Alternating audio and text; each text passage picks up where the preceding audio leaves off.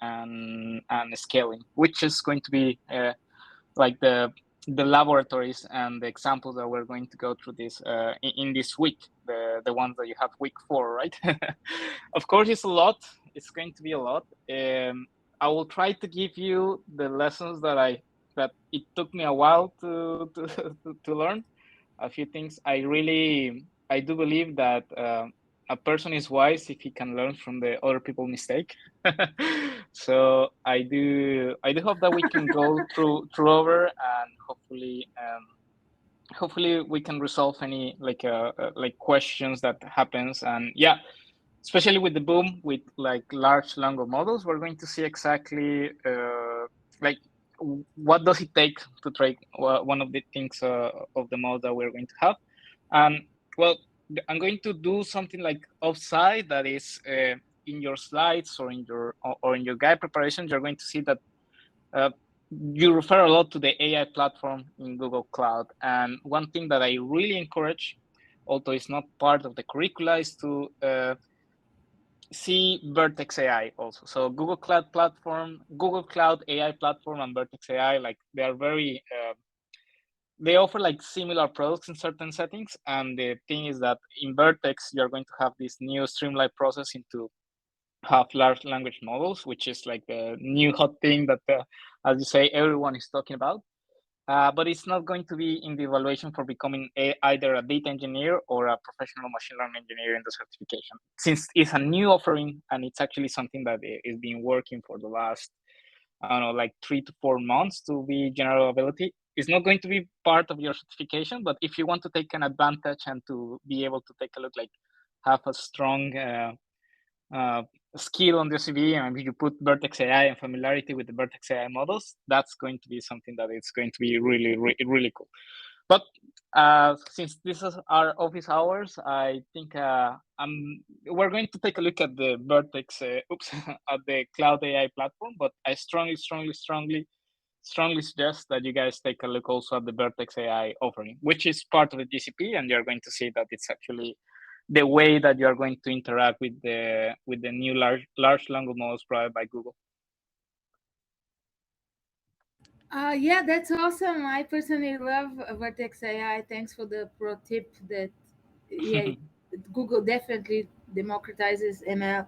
I personally have been exploring the generative AI studio, and recently I'm pretty fascinated when you have text to image, because it's like, yeah, text prompt and you get a text is cool too, but if you say, oh, I describe what you want, and all of a sudden it comes an image, it's very striking. So they literally released Imagine in generative AI studio. So they have Cody, which you can customize for coding. And but I was excited to see that. So these are the, but thank you for this pro tip, David, because I always get the question, oh, we did this quiz or this lab or this certificate, or and what's next, right? It cannot end. Actually, it's a continuous learning with literally every day entire new products and entire new platforms and models released every day. So definitely it's great to keep on top. I see there was a question. William said had to travel. Please keep on track, because after this week, everything becomes very, very intense. So it will be difficult to catch up. And our program is not self-paced. We have timelines and deadlines, and and that is to support you with experts like David, like Maddie, like Roya, like Rabimba. We had a Google speaker, and we always want to give you the best opportunity, because I actually recently did research, and I will tell you why this course is better. Because some people are like, well, you have requirements, because we do have requirements for people to be present and to complete things on time. And the reason is because, guess what, self-paced online learning has 3 to 6% completion rate. Let's call it 5%. That is super, super low. That means that most people that start self-paced online courses. Can be any tech, not Google or any. They simply never complete them. So the situation is very different if you are have instructors and you have we have accomplishments every week. When you complete a quest, you get a badge. You can put that on LinkedIn, on your resume. You learn. So these are little milestones along the way. And of course, being certified professional engineer is super, but it's also just the beginning if you want that to be your career. So I wanted to paste here our tracker. So this is something that I don't know, David, if you know Roman. He's the Flutter GD. He literally built that tracker that keeps when people put their profile, it keeps track of their progress and what they need to do in order to stay on track. So what they've completed and what lies ahead. So please, everyone who is here, I hope your name is there and you can see yourself. So I've opened the Q&A. So if you have questions, please put them there. We have less people than usual, so sometimes if the chat moves fast, the questions may get lost. But David, yes, I shared a couple of things that were part of the program, but you also wanted to maybe have your own things to Well, teach the learners. yeah. So a few things we're going to pass through the share slides. Something that I wanted to clarify is that um, there are few new offerings that are going to be that we are going to have like a little expand on, and that I will try to add commentary to it. But you should definitely keep it to the slides, because usually the certification or the exam is actually copy 101 of the materials provided. So if you don't mind, I'm going to share the screen so we can go a Of little bit course, yes, yes, the please. part, right? Uh, of course, I only have one monitor, so if you have questions, please, Anna, just let me know, because otherwise I will not know. But you can stop me at any minute.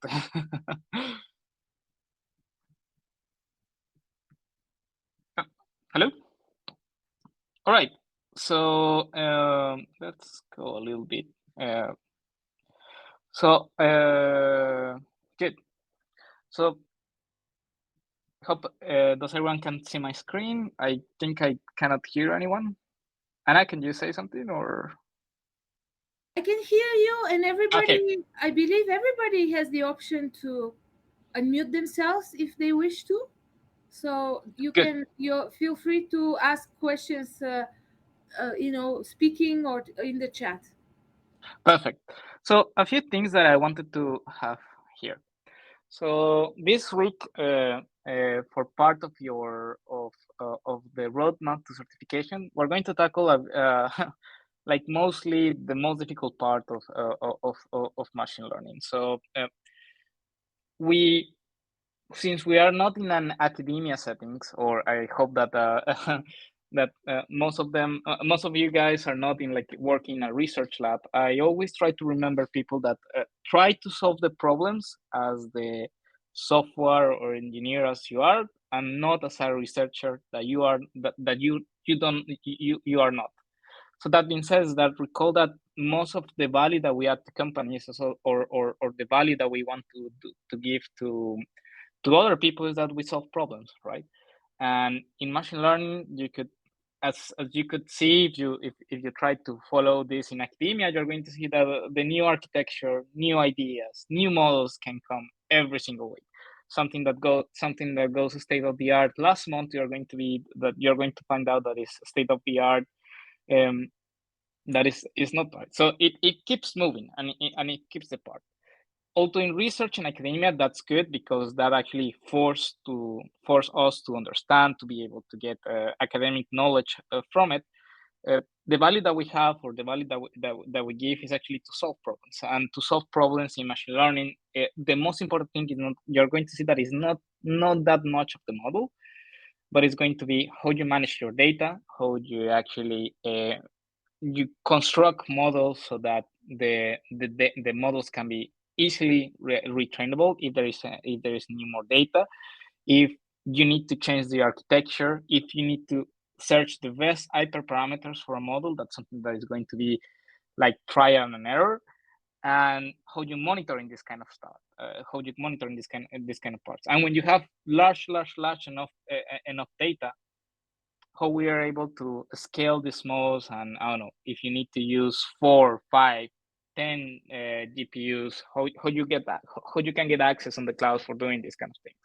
So just to give you a comparison, GPT-2, which is the precursor to GPT-3 and like the precursor to all these kind of large language models, required around 100 machines with GPUs, and it took almost a week to train. So just to give you the scale of that, and you're going to see that with GCP and the things that you're going to learn for this certification, you will be able to replicate if you have enough money and enough time, which is a huge if.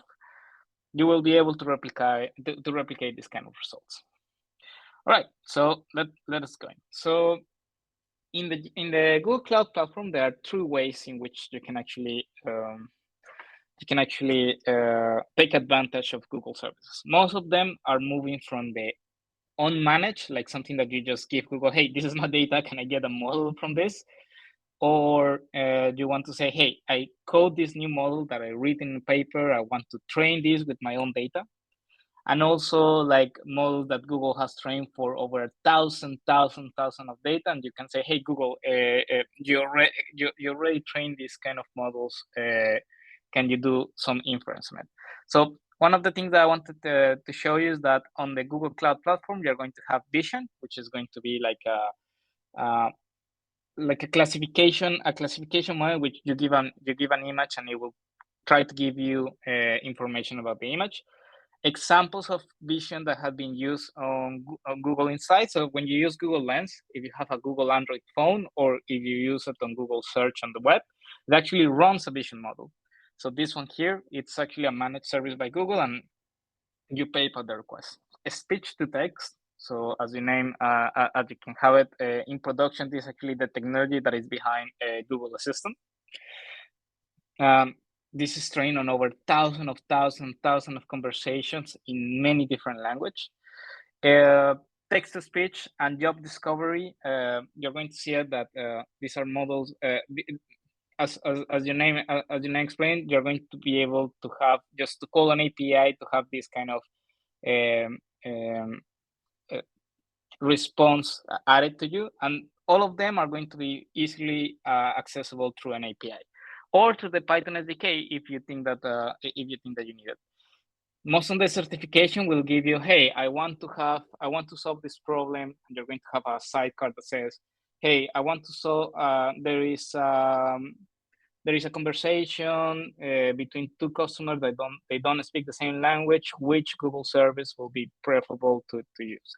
And the cool thing about the pre-trained model is that they are usually good enough for general settings. So personally, I have used the Google Translation to help a company to translate between PDF files that contain multiple languages. I live in Canada, in the French side, so usually we need to maintain most of our documentation in French. So being able to fast and happily do it, it's something that is really cool. And the natural language API, which is kind of moving aside a little bit with the new large language model. But if you want to extract sentiment, if you want to extract sentiment analysis, person identification, this kind of thing, this is actually done by the natural language processing. This is apart from the pre-trained models, the retrained model. So the most important one, or the one that you're going to get questioned, is about AutoML. Usually what AutoML does is it's going to give you, like, if you give enough data, you're going to find that Google is able to select what is the best architecture, what is the best hyperparameter for the model, and you let Google kind of be your machine learning assistant. What is the problem with AutoML? Why don't we just throw AutoML of that? One of them is that it's computational really expensive. And second of all, it can get extremely expensive at some point. So being AutoML is something that if you don't want to have like the machine learning engineer trying different models, is something a really good approach if you want to solve it. And they can specify on different kind of models. So if you're doing something with text, you run into an NLP. If you want to do something like a specified translation in which I don't know certain inner slang. I have seen this to like translate legal documents between civil cases and criminal, sorry, civil and common law cases here in Canada. So being able to have like this kind of learn a model to understand the nuisance of legalese of lawyer parts is something that is cool, but it can get really expensive. And the normal finally, in which you use like infrastructure as a service, in which BigQuery as a database. So recall that BigQuery, you can see it as a relational database, which are infinite amount of memory. The AI platform, which is the one that we're going to see here, is that you give your code, you expand, you put your code, you put any kind of container that has PyTorch or JAX, which is strongly, if you are interested in how to create like large language models, I would strongly suggest you take a look at Flags and JAX. The cloud data proc, which is going to be like these services that if you want to have like your own custom cloud SQL or MySQL part, the Kubernetes engine that you can actually install Qflow on that, and we're going to talk a little bit about Qflow at the end, and compute engine to give enough compute resources to whatever of your parts. And in the compute engine, you're going to have access to both GPUs and TPUs. So GPUs and TPUs, hopefully you already know by now that are specialized hardware that will allow you to train faster, have much memory for your models. And these GPUs are specialized machines that allow us to train models faster, and the cloud TPU is like a hardware that is only specialized on doing machine learning algorithms. From the GPU side, it can be also do a lot of other stuff like graphics, gaming, and rendering. But the cloud TPU is only being used to train machine learning models, but they are extremely fast. They can get twice or thrice as fast as the normal GPU if you modify your code as well. So with that, please, anyone, if you have any questions, please stop me. We're going to talk about the AI platform, and this for the exam. For the exam, again, you will have to focus on this. Most of Google's actually moving AI platform to Vertex. So also, if you're learning this, take a look at Vertex services of it. I think if someone has a mic, if you have any questions, just let me know. Oh, hi. I have a question. So Go for for it. the AutoML, right? So for that Yes. one, do we still, let's say, if I want to train a customized large language model, right? Do we still need to pick different kind of large language model, or AutoML gonna provide me with, right? They will pick a model for me, so I can just provide my data to train, or do I still need to pick certain model? For example, depend on the problem, you might need a small model or a bigger model, and then customize on it. Because the reason I ask is because, I mean, if you have a bigger model, when you fine tuning it, it's gonna take longer, might cost you more. So how does Mm-hmm. that problem get handled in AutoML?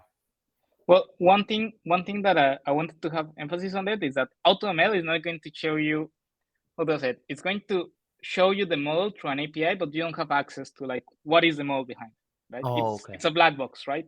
So that's the only thing. Is that you can see the AutoML can solve any kind of reasonable problem that you can put. You can also put a really hard problem, but you're going to pay a lot for compute.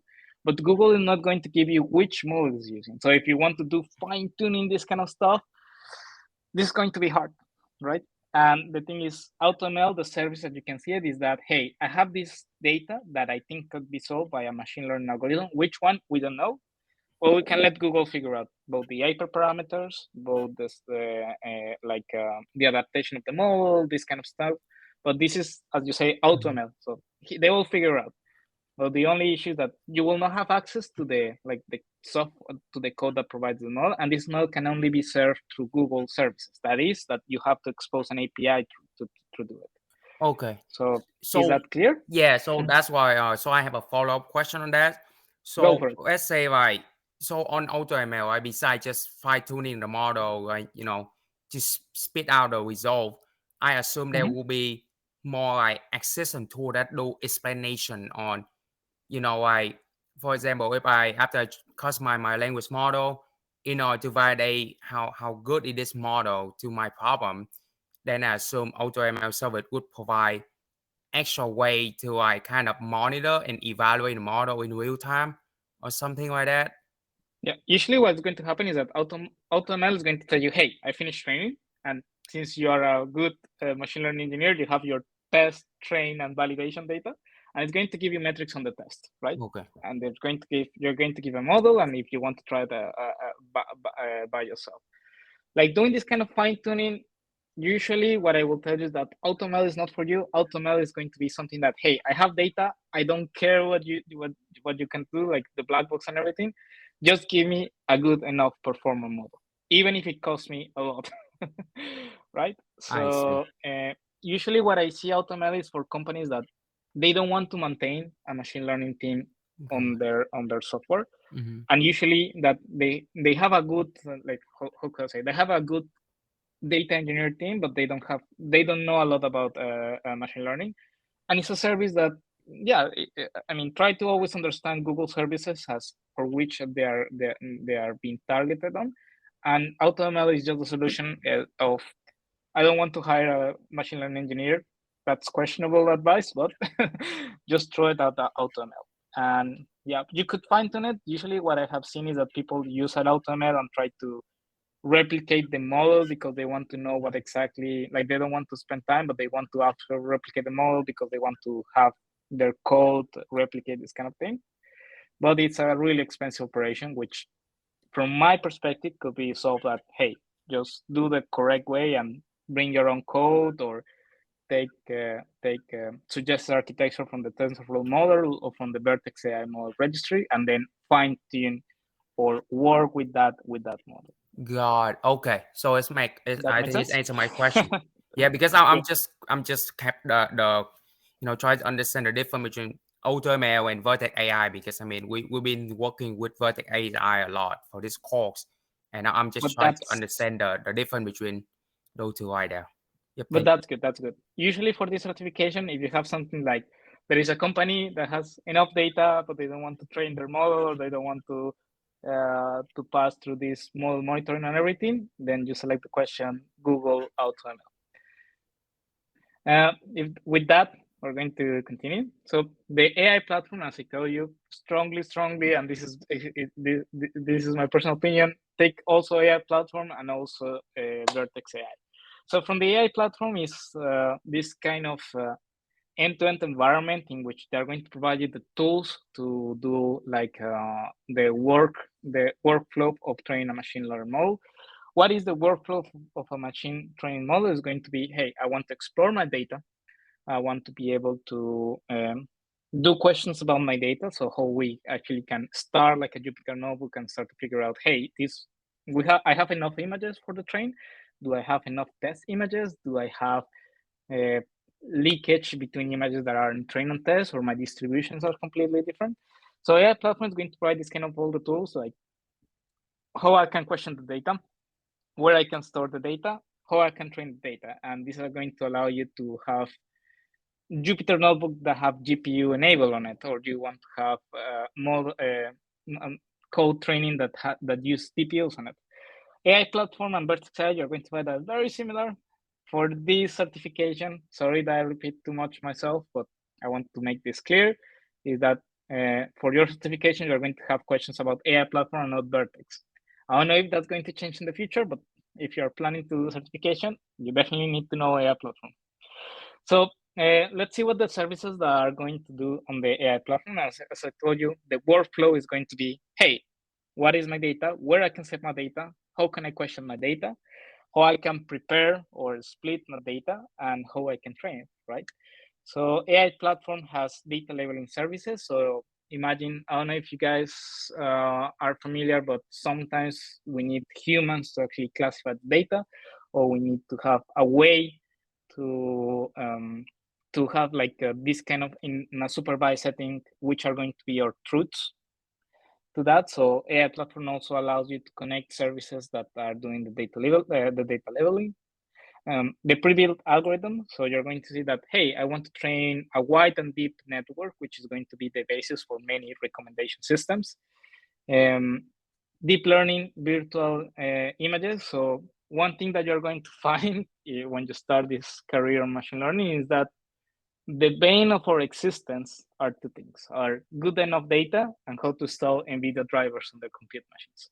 So personally, I have suffered many times in which I want to start the machine, start NVIDIA driver, and figure out that TensorFlow or PyTorch or JAX doesn't have the correct version to do this. So I kind of spent a lot of time trying to solve these kind of things. But the good thing about the platform is that there is a deep learning virtual machine images in which NVIDIA is installed, NVIDIA container is going to be installed, and it's going to be really easy to do that. Yeah, the monitoring of the training algorithms, notebook to question data, and the prediction to do this. And usually these kind of services are not that they are new or they are maintained, but they are just a connection between the provided services of AI of GCP. So if you're storing data and it's going to be data, large enough of data, you can save and BigQuery like the register in which data is where, and if it's our images or audios, you can have a record of which is the GCT part to do it. A cloud data flow, if you know Apache Beam, you're going to be able you will be able to create batch pipelines and streaming pipelines that could take manage of the data that you have and then prepare to go to split or to training. And Data Studio, if you want to create like a visualization board that allow you to question your data more easily or to present to stakeholders. The notebooks, and this is one of the projects that I really like because I'm part of the release part, is in AI Hub, which is in Vertex, is going to be Vertex AI pipelines. You have Qflow. Qflow, it's machine learning ops, ML ops software or SDK that will allow you to interact with Google Kubernetes Engine or with Vertex AI to create like small how do I say it? It will allow you to do the monitoring, like, hey, create a machine when there is new data to train a model, and then after that, treat the data with that. So you will create like something that is called a computational graph. And each one of the steps, you can say, hey, I want to have a machine that has a GPU, or I have a machine where there is a lot of RAM, or I have a machine that is Spark. Qflow is not tested on this. In the software side, it's not tested on your certification. But if you really are interested and you want to see like how like industry does machine learning operations, please learn Qflow. And you can use some Vertex and Vertex AI platform. So now that we have a general idea of what is actually included on the AI platform, we're going to start with the first workflow when you're doing like machine learning work, and it's question your data. Oh, actually, can I say, and if I want to solve a problem of, I don't know, learning if an image has a cat or a dog, you're going to need to be able to question your data. And that's what AI platform notebooks will provide. So AI platform notebooks, you can see it as having a computer engine in which automatically Google is going to install Jupyter, like create the proxy so you can actually access from anywhere, or you can limit your VPN to just allow certain IPs to connect to this part. Manage the service account that will allow you to download or question your data, connect to BigQuery, and it's very easy. So you're going to see that for created AI platform notebook, you just follow a bunch of clicks. And this is the part. So as I told you, one of the things that you're going to suffer eventually, hopefully not, is how to install NVIDIA drivers and how to install like software that is outside of the machine learning side to it. So Google AI platform notebooks, or in Vertex AI, you call it Workbench. You're going to be able to create instances with the software that you need. So if you're running an algorithm on R, if you're doing some algorithm with Python, if you need a specific version of TensorFlow, if you know that you need TensorFlow 2.0, which is not experimental right now, but it's already released, or if you need only the CUDA with NVIDIA CUDA installation, you will be able to create a machine, and Google will actually create a Jupyter Lab notebook, the proxy, and you will be able to have like one small click and create and question your data.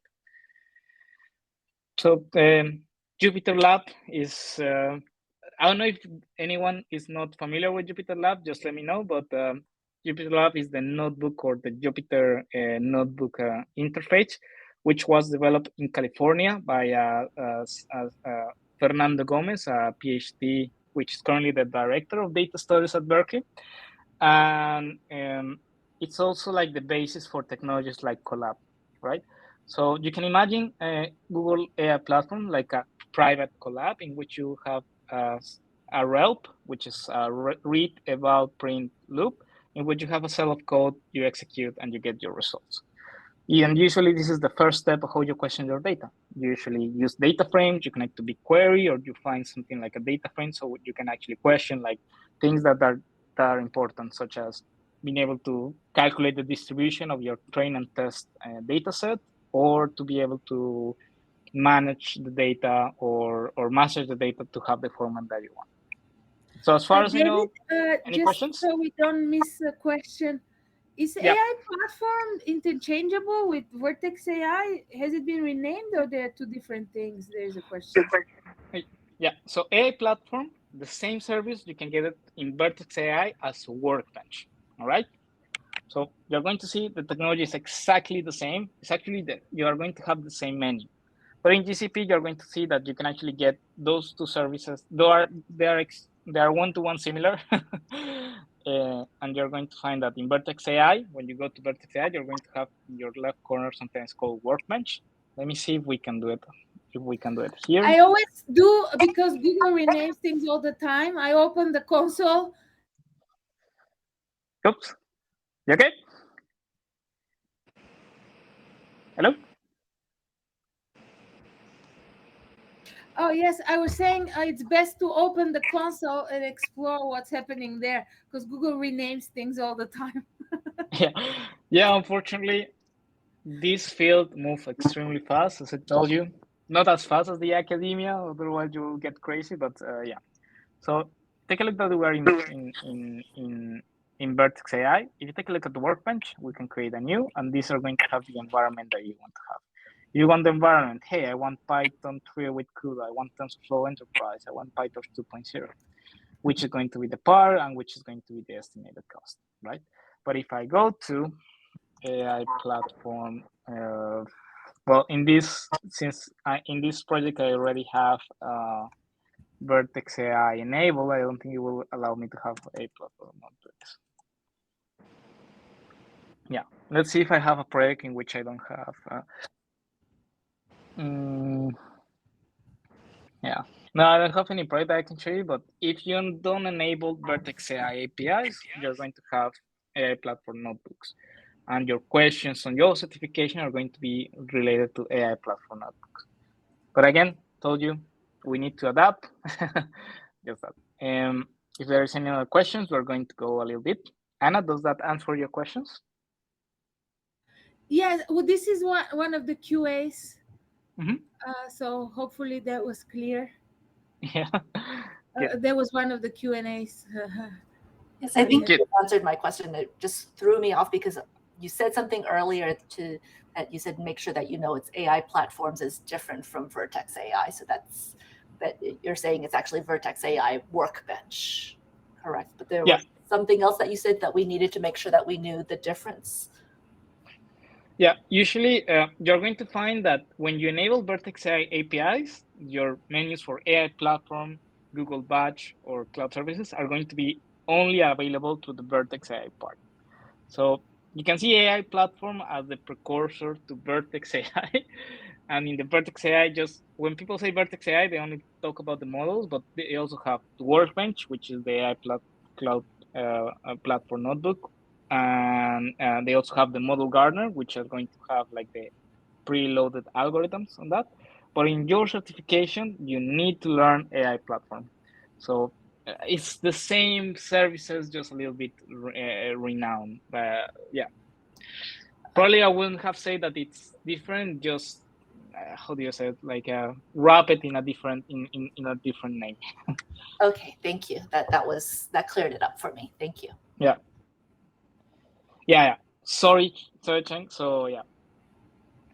So just to be clear, Vertex AI has a collection of many services, but AI platform is going to be removed. And actually, you're going to see that when if you work on Python, when you install the SDK, they're going to call it still Google Cloud AI Platform. But Vertex AI is going to be the service that you will be using it. But your certification, or at least as far as I know today, is that the questions are going to be related to AI platform. Good. If that's it, so let us continue. One of the things that you can do in AI platform is that, as you can see, you can actually allow to have multiple GPUs. You can actually ask also for TPU nodes, and you can scale it anytime you want. So you can, I don't know, see that your computation requires a little bit more of RAM or need another accelerator. You can stop the computation, stop the notebook, and scale up the part. So if you need more processor, you need CPU, or you need any other accelerator, it will be done there. As I told you, something that if you really find, or if you, I'm part of the Qflow community part, so please take a look at the project. But if you want to do something like, hey, create a machine, then download the data that is in this BigQuery table, and please download all the images from that, you can take a look at Qflow. The Qflow distribution, we have meetings every Tuesday at 10 a.m. EST. So if you want to see like the new, how you actually monitoring this kind of machine learning operations, this is actually a good tool to have under your belt. And the training part, usually, sorry?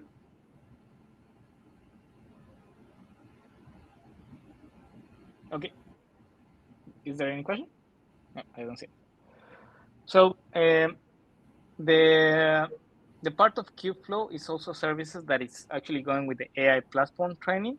So Qflow is when you want to have like an automated monitoring, like do this after that. You can also be more manual or more involved in the training process with the AI platform training. So the AI platform training will allow you to do multiple things in these services. So you can actually let Google provide the code to train your machine learning model. You can also allow you to bring a container or like a software that you have right to train your model, and you will let Google to actually deploy the code and be able to use any kind of like the implementation of the algorithm that you have created. So something that it's important is that Google can also take into account the software requirements of your code. So if you need a specific version of X-Ray and Boost, if you need something that is for TensorFlow, for PyTorch, or even if you want to just use the proprietary algorithm that Google has developed for finding the best hyperparameter, AI platform can do this. And this is something that you're going to see. So the example that you have on your slide is a TensorFlow trainer. So you can work in your computer, create the model, create the data preparation, create the configuration of which hyperparameters are you going to expose to GCP. This is I don't know if there is anyone that has already have trained models on TensorFlow, but if you follow the Keras API, this will be done automatically by you, like how to create this kind of your file structure. And what the workflow is going to happen is that you write this kind of stuff, then you go to the command line and you say Google Cloud AI platform train, and he's going to upload this code to a Cloud build. Cloud build will create a container, and then AI platform is going to train this kind of models. So as you can see here, you can have Python task, and then you expose which are your train files, which are your eval files. And you also have something that is the config YAML, in which you can actually expose which are the hyperparameters. So if first you want to train a model and then let Google figure out with Bayesian optimization, which actually are the best hyperparameters for the model, Google Cloud can also do this. So for training locally, if you want to use the resources that you have on your computer, you can actually do Google Cloud AI Platform. This is come from the G Cloud SDK, and then you pass the parameters that you have on your TensorFlow model data.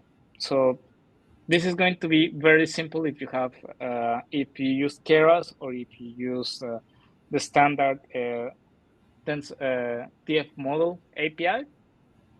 Usually going to be the same thing. If you follow the same API, you're going to be able to use it with PyTorch. And the cool thing is that as soon as you figure out, so the workflow, how it goes is that you have a small data, like a small sample of your data locally, and then you overfeed your model, your model into that small amount of data. That will allow you to figure out that your model code is correct. If you have a small data and a huge model, you will overfeed your model, but that will allow you to debug that you have written the correct code and that your code will run correctly. Because I can tell you from personal experience that I have visited so many companies in which the machine learning engineers just go directly to the cloud, and then I don't know, they ask for a 4 GPU machine, which costs, I don't know, $15 per hour, and then they figure out that the code is not doing the correct stuff, or their model will never overfeed the data because they forgot a comma, they forgot something in the architecture. So please, whenever you're doing this kind of production work, is always test locally that you can overfeed the data, and that will allow you to give you confidence that your model will run on the cloud. The cool thing is that you can also take your local code, and train it training on the cloud. So the scale here, the only parameter that is added here is that which kind of machine you want to be able to have. So if you want to augment to reduce the training time that it takes you to get a model, you can actually, you're going to find that you're going to have different architecture for this. You can have a machine with multiple GPUs, or you have multiple machines with multiple GPUs, and this is something that is going to be exposed by the software TensorFlow, PyTorch, or JAX, which is going to have your code.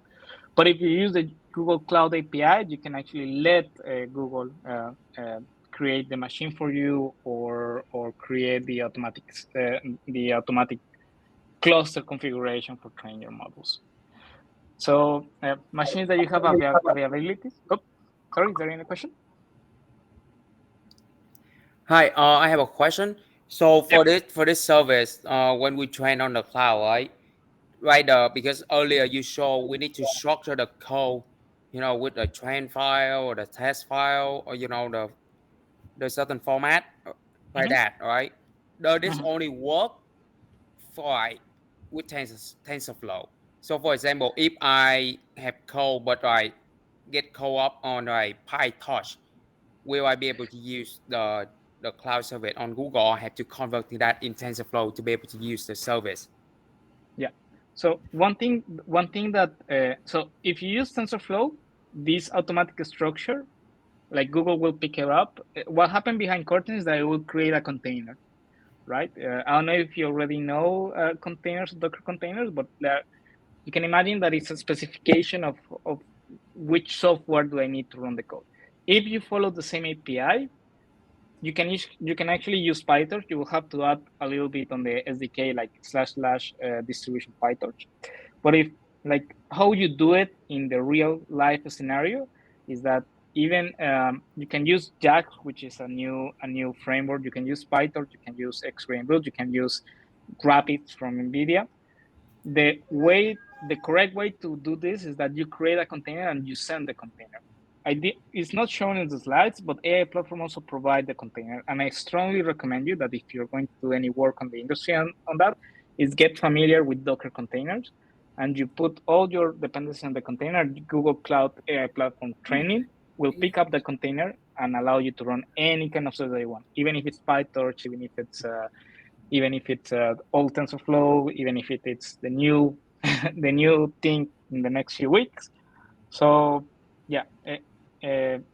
So To answer your basically, question, so basically, if I understand correct, this is just like, if you use TensorFlow, then you don't have to worry about the whole containing the I mean, the Docker, the versioning of all the dependency software, you just have structured format. And because TensorFlow, I mean, was designed by Google, there will be the work, the code behind the screen that do on the like container for you. But if you use all the framework, then you kind of have to do that, set up yourself, and then you can upload the coding with the container onto Exactly. the Google Cloud, and the Google Cloud still do the work for Yeah. you. Okay. Okay, Yeah. God, But thank you. I strongly suggest you that if you are taking a consideration to that, please take emphasis into learning container technologies. God. Technically, I'll say that the machine learning engineer is also a software developer that knows statistics and mathematics. And as software engineers or fake software engineers, we need to know software development. And container technologies are something that is really important both for data scientists and machine learning engineers. Yeah, thank you. Yeah, I've been doing a lot of research, so I'm trying to take this call to come back to, do Yeah, like actual software application. So yeah, okay, yeah. thank you. So the good thing is that I do believe that also researchers are going to need to learn software skills, because I tell you, as a professional machine learning engineer, I have to read papers and implement code or everything, and it will be life will be extremely good if we can take researcher code and just copy paste it to our projects. So I do believe that in research, if you're in the research part, please also learn how to do like containers and everything, because uh, I think it will allow you people to use your software much more easily. So as I told you, you can actually add both a GPU, which is a K80, a P100, or a V100, or even the A100, which is the new one, or an H100, which is the newest new one. And unfortunately, you're going to see that at this moment, if I try to ask like a cluster of 4 V100 or 4 A100 or 4 P100, everyone is kind of stealing GPUs from everyone. So right now there is a penury, a penury of GPU devices on the region in both US Central Asia and Europe.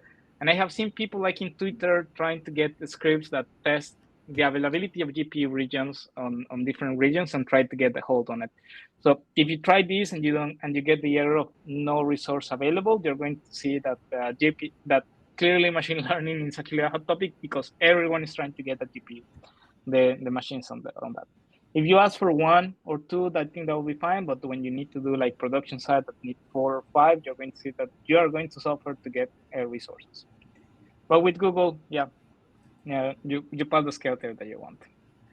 With TPU, so since NVIDIA wasn't provided enough chips to Google, Google has always provided like a hardware solution for them, which is a TPU. So GPU stands for graphic processor unit, TPU stands for tensor processing unit. And what we do in machine learning is actually processing tensors. Tensors are multidimensional arrays. So imagine just a list of numbers. And the TPUs, they require special software to be able to train this kind of thing. But when you use TensorFlow or Keras or like high level API, technically the framework will provide you the tools to create code that can run on TPU devices. TPUs are one of the fastest hardware to train machine learning models, but they need considerations in the sense that you need to be able to have data pipeline architectures that can keep the TPU memory full on. This this can requires a lot of expertise, not a lot of expertise, but a lot of trial and errors to figure out. But I use the TF Data API, TensorFlow is going to do automatically for you. And TF Data doesn't require that you train your model on TensorFlow. You can also use Python, so you can use JAX. So get to know the TF Data is actually a really good investment. Yeah. The upper parameter tuning, I know that I have only 10 minutes, but if you in the config YAML, you expose which are the parameters that you want to say. So some parameters or hyperparameters there, you are going to find it, which is my learning rate that I want to have my gradient descent to modify, which are my layers that I want to have, like imagine a computer vision model, which are the depth of model that you want to have. And you can actually let Google figure out these hyperparameters with a proprietary algorithm that is based on a black box optimization, on Bayesian optimization. And this is Well, this requires a little bit of mathematics. Unfortunately, as I told you, we need a little bit of mathematics. But you can also see it as an engineer. You can see it that, hey, I give Google this, and Google will provide me with a 90% accuracy and which are the best hyperparameters for my problem. So if you expose the hypertuning for the config YAML, Google will also run multiple trainings. So this also you should take into account for the cost estimation. You can Google will actually provide you with the search for this hyperparameter tuning. And yeah, so this is the part that I want to talk. If you have multiple hyperparameters, this only requires that we have two hyperparameters. So we have a three-dimensional part, and what we're trying is that when we train, we figure out with two hyperparameters which are the losses, and if we have certain conditions on this part, you can actually have a smart guess which are the best hyperparameters. This requires a little bit of mathematics, which I love, but unfortunately is not evaluated on your certification. So you can just hear that Google does a smart thing to find which is the best hyperparameters. Instead of a brute force approach in which you try every single hyperparameter, there is a smart way to test this. But yeah, it's not part of your curricula to learn this kind of stuff. So these are like how the config YAML will look like. So the hyperparameters, if you want to maximize or minimize something and you want to say, hey, I want to maximize the accuracy. So you're tracking on your loss, which is the accuracy. If you want to let the trains to be early stopping. So early stopping is that for X amount of epochs, you see that the training, the test loss has not improved. Yeah, you want to specify maybe not the black box algorithm for Google, but you want to bring your own algorithm, you can do it, and which are the parameters that you're looking for. And usually what you do is that in the task PY or in the model PY that you have, you add a new add argument, which Google will iterate and test in different ways. So I think that we're missing already 4 minutes. I think that we have, let me check which are missing, which are mostly are the APIs for using TensorFlow. I will let you like learn this by by yourself, but probably the only slide that I didn't want to miss is this one. So TensorFlow model Docker user journey. The workflow will always be is that you develop your code either in TensorFlow, on PyTorch, on JAX. You create a Docker image, you build the image, you push it to a container registry, and then you kick off your AI platform training job. So imagine this is the model. This is using the Keras API, which is now it's using the Keras Core. If you want to take a look at it, please write me. I'll be gladly to give you enough resource to learn this. And then the task API here, you say, hey, I want to feed the training data set for a number of epochs with a certain epoch with this validation data. You can find that everything in the Cloud ML sample repo, and a Docker file is very simple. You can actually start from this image, which is a deep learning virtual machine that's provided by Google. So if you want to, this is the thing that Google does behind curtains when you do AI platform training without a Docker image, that he takes this image and then just adds your code on it and defines an entry point. And then you can build tests, you can run your image locally to figure out if you can actually, here you locally test and you figure out that you can overfit your model. You finally push the image, and then you send a job saying, hey, use this image with this learning parameter. I think that's it, 4:48. I want to have like 5-10 minutes if you guys wanted to ask about any other stuff or anything. I know there is a lot, but as Anna was telling you, this is a lot of material, and most of like the meat and workflow of the machine learning engineers actually this, how you monitoring, how you train. We didn't go a lot about monitoring, like figure out when it's a good idea to retrain a model or not, but probably this help you to understand a few things, or at least for your certification. So I'm open to question. I'm an open book. So yeah, I'm here to help. Thank you so much, David. And Rabimba is here as well to answer your questions. We are very lucky to have two experts today. So please use the opportunity. And I hope everyone has time during the summer when there are a lot of pool parties and rooftop parties and so on, to be dedicated and to study is not easy. So I hope you're making progress. Hi, And David. I have a question.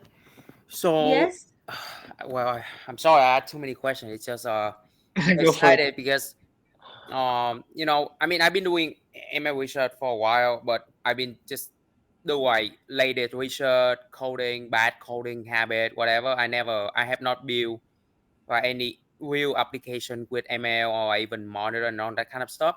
So, like for your day-to-day job as more like an engineer side, what kind of tool or like skill set do you think besides just know the math and implement the paper? Like you mentioned, I should learn about the container, Docker, Kubernetes. But for example, for the monitor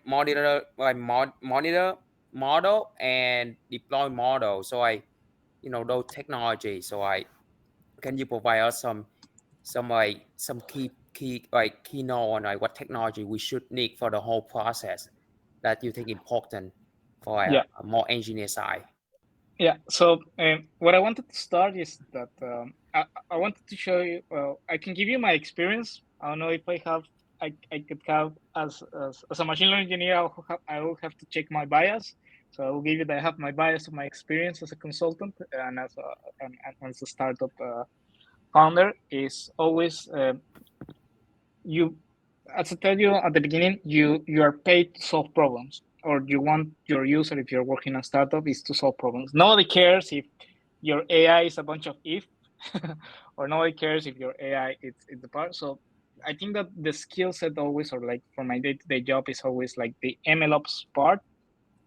MLOps. I have always trying to get like Qflow in this part. So usually you're going, as I told you, Qflow is the part. It's a software that allows me to say, hey, bring the data from this Google storage, have it on a computer. This computer run, I don't know, a model train or everything. So uh, most of the part of what I do is to construct pipelines that takes data and output models, right? And the value that I provide is that try to figure out metrics, because sometimes you will not have like nice metrics to, oh hey, the accuracy, but could be like users doing a click on certain interaction, or users using your service for a while the detection. So most of my day-to-day job is to construct machine learning pipelines, and Qflow is one of them. And to be able to use Qflow, the gist of it is just to learn how to do Docker and containers. When I have to create new models, or sometimes when I need to, like the Google provided models are not enough for me, how to be able to create new models. If it's their production side, you have to learn TensorFlow 2.x. Any of the TensorFlow 2.x is going to be fun. And if you want to get, not future proof, because nobody knows the future, but if you want to if you want to have like something that is going to be very general, try to learn the new Keras Core. So Keras Core is going to be like a high-level API. I'm going to put it here. It's going to be a high-level API that if you work with this framework, you will have that you can select if it runs on PyTorch, if it runs of TensorFlow, or if it runs on JAX. Yeah, I don't know if like the future, any of these technologies will matter, because the high level care will be good enough. But sometimes, like if you're working in a very specific or complicated project, you will need to create models that are not like strict to this high level again. You have to decide, okay, I'm going to work this in TensorFlow and JAX. So sometimes you have to take a paper, I don't know, some paper from Google, from Stanford, from Colombia, and try to figure out like how I can implement this kind of thing. Expose to Qflow, which is so Qflow is going to be like the software and the hardware I use Vertex AI platform. Sorry, pipelines. And then yeah, usually my day-to-day work it's create pipelines, review data, looking manually at the images. I work a lot with computer vision, figure out if the images have something that the machine learning could solve or not, investigate the data, And yeah, so TensorFlow usually here is part of the software skills is get yourself comfortable with Python and Jupyter notebooks.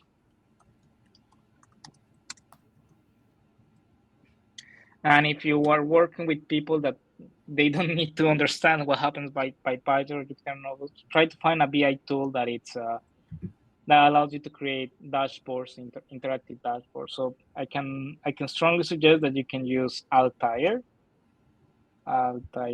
Python, or you can use Google Data Studio.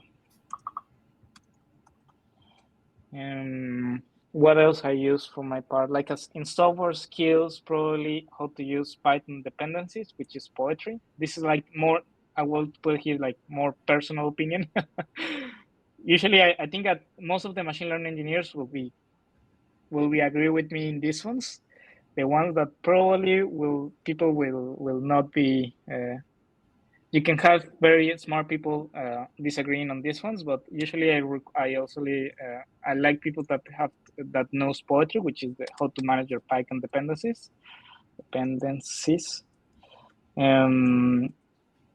Poetry and unit testing.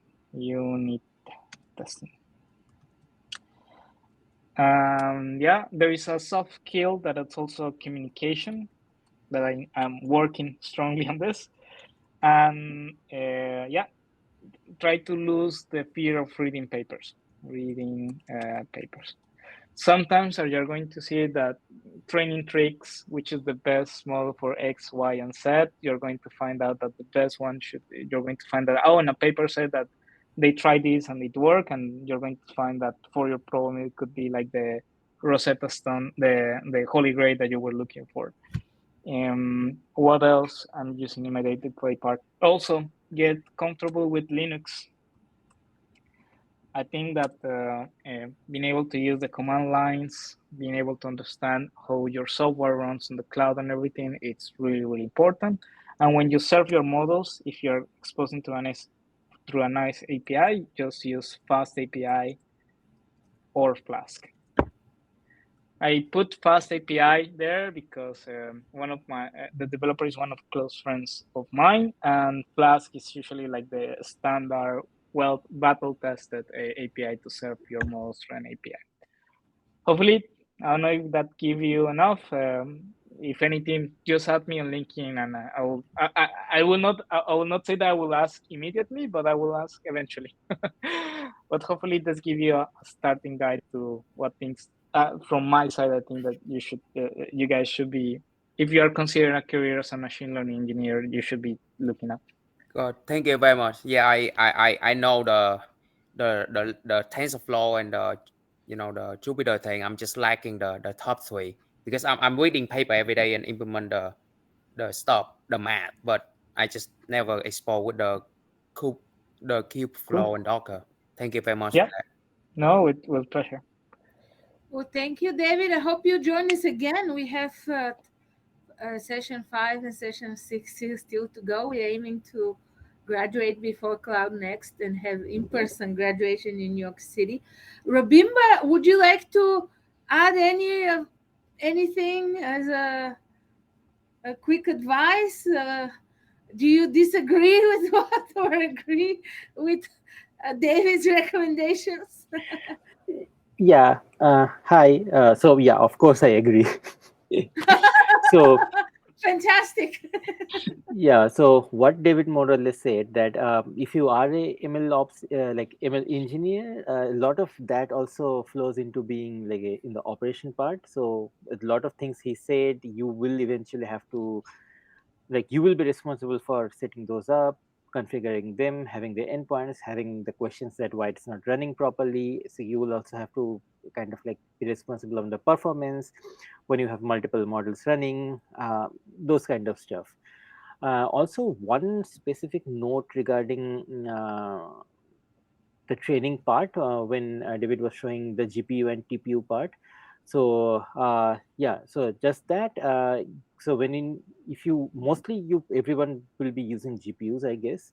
But if you are using TPU, your code has to be modified so that it utilizes that. Without that, it probably won't utilize the TPU, and you won't get the benefit out of it. So that's something to keep in mind.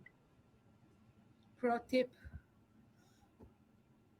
I think I don't see any more questions. So I have a question, but I don't know yes, if we have time. of course. I hope everybody has a few minutes, For sure. especially. Yeah. Okay. Fantastic. Okay, so my question is, what do you suggest to an unexperienced exam taker? So long story short, I haven't had a chance to apply what I've learned till now. I started my ML journey last year, so I'm still learning. So now I'm in this group, but as I said, I don't have any experience in this field. So what do you suggest? So what should we focus as an unexperienced exam taker? What should we focus in the course content, or what should we do to pass the exam? Some extra? Do we need to do some extra work? Well, my opinion could be a little bit controversial, but the certificate will ask you that you have enough good concept of what actually, like when you're solving a problem, which Google Cloud service you will need, right? It's very difficult in this kind of environment to test like how would you approach a machine learning side, because it's something that it really requires time, and in the certification you only have like 2 hours, 3 hours, I think.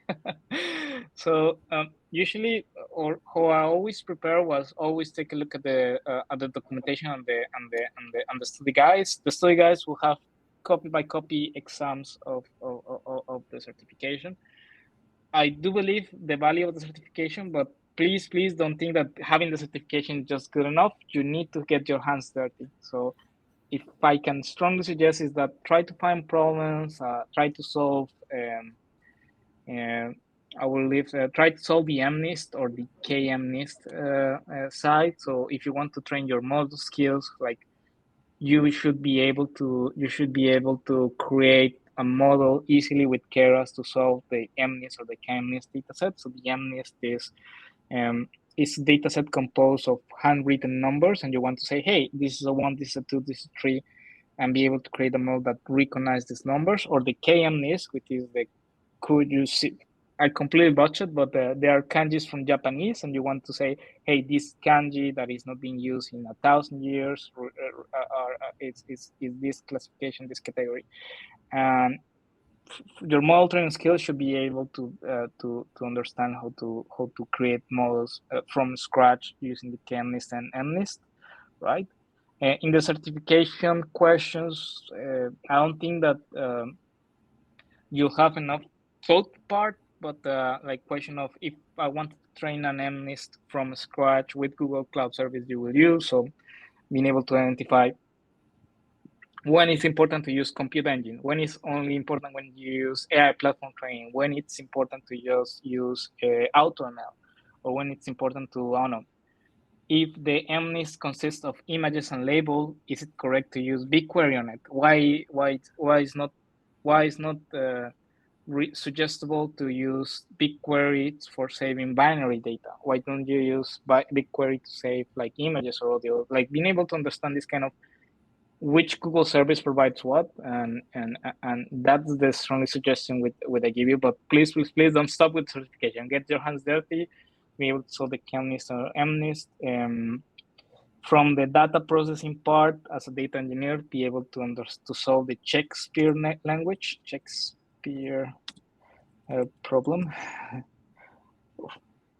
So the Shakespeare problem in data engineering is to be able that there is a TXT file on the internet that contains all the that contains all the text of Shakespeare in a TXT, and the problem that you want to solve is to be able to find the frequency of each word in the works of Shakespeare, right? So the Shakespeare problem is actually the demo to be is the demo problem that it's used to solve with Google with Dataflow, which is using Apache Beam. So this actually, it's a problem of a data engineer part. So you have a huge amount of TXT files that contains all the words of Shakespeare, how much the word "they" or how much the word "love" it's repeated on all the questions. And I think it's a good problem to find. If you want to go to the theoretical side, I will strongly suggest that you also read. I have a question for the audience. Is that, does anyone know who is the author of the MapReduce paper? I don't have. Usually, when I do this kind of question, I have gifts to give, but right now I'm not. But let's see how it goes.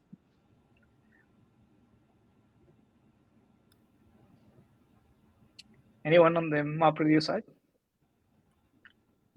Well, as a homework, I strongly suggest that if you're considered like data engineer, be able to read the MapReduce paper, which is one of the brains of Google created this paper, and it's why it's well known as an extremely good data engineer. So I will leave you the who was the author.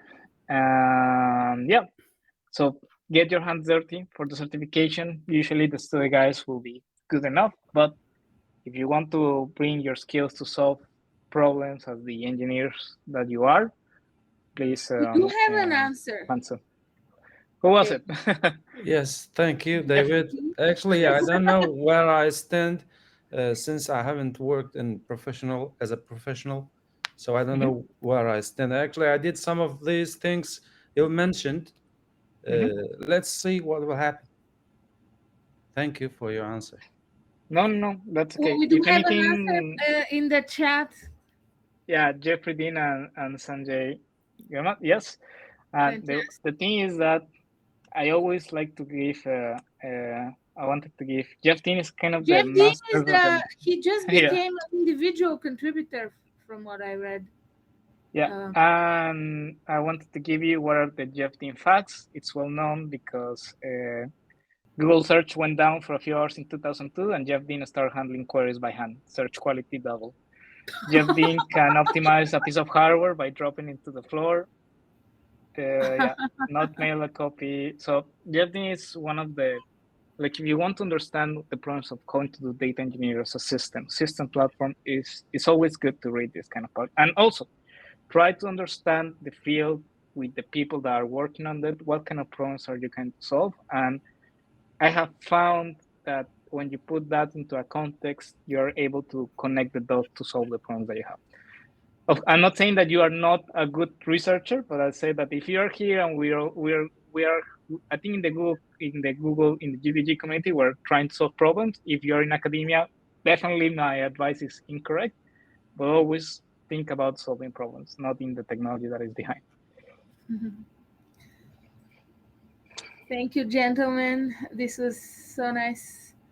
It's awesome to have you, and hope to see you in person. We are planning you guys have to invite me. I have a chat. I have a talk on JAX. You're not very far in Toronto. And Rabimba, are you on the West Coast? I'm in Houston. Oh, in Houston. Okay. For some reason, I thought you were. Okay. That's halfway. Yes, thank you again, and everyone is on track. We have our Slack channel. David, I'll send you the invite if people have any questions in the meantime, and we'll certainly love to have you again. Our next office hours will be in 2 weeks at the same time on August 10, and our final session will be on August 24. But we still have time to figure that. So, for sure. Just if anyone have any question or anything, just add me a LinkedIn. My name is David Cardoso, and if you're ever around in around Montreal, feel always welcome to us. I do a lot of talks about JAX, which is like technology that is behind these large language models. So if you're interested in doing that, I'm an open book. Awesome. Great to know. Well, have an awesome weekend. Enjoy. Thank you, And bye. everyone. Bye bye. Talk soon. Bye.